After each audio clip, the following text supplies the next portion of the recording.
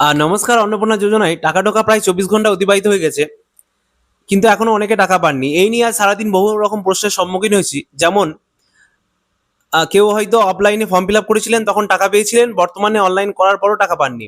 দ্বিতীয়ত ও একই পরিবারের দুজন সদস্য ফর্ম ফিল আপ করেছেন, একজন টাকা পেয়েছেন, একজন পাননি।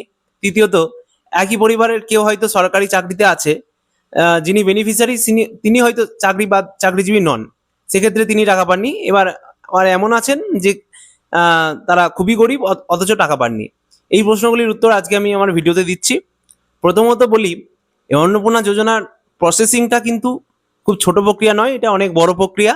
এটা একটা টাইম স্পেন্ডিং প্রক্রিয়া, এখানে অনেক সময় লাগবে। এবং যেহেতু ভেরিফিকেশনের ব্যাপারটা রয়েই গেছে, তো ভেরিফিকেশন যাদের হয়েছে তাদেরই একমাত্র টাকা ঢুকেছে। এবার ভেরিফিকেশন শুধুমাত্র পঞ্চায়েত করলেই হবে না, সেখানে আপনার ব্লক স্তর এবং জেলা স্তর করবে, তারপর আপনাদের টাকা কিন্তু ক্রেডিট হবে। এবার দ্বিতীয়ত হচ্ছে, অনেকের অ্যাকাউন্টে অলরেডি টাকা ঢুকে গেছে, তারা কিন্তু বুঝতে পারেননি। সেক্ষেত্রে আমি তাদেরকে বলবো, আপনারা যে ব্যাংকের সঙ্গে আমাদের ডিবিটি লিঙ্ক হয়েছেন সেই ব্যাংকটা আগে একবার চেক করে নিন, তারপর আপনারা ব্লকে জানাবেন যদি টাকা না ঢুকে থাকে। আর তৃতীয়ত, যে সকল মহিলারা এখনো অবধি টাকা পাননি তাদের কোনো প্যানিক হওয়ার প্রয়োজন নেই, কারণ এটা একটা লং টার্ম প্রসেস। এখানে যাদের ভেরিফিকেশন এখনো খুব অল্প সময়ের মধ্যে করতে পারা যায়নি, তাদের এখনো ভেরিফিকেশন প্রক্রিয়া চলছে, এবং সেইগুলি কমপ্লিট হয়ে যাওয়ার পর তারা আপনারা ধীরে ধীরে আমাদের যারা টাকা পাননি তারা অবশ্যই টাকা পেয়ে যাবেন।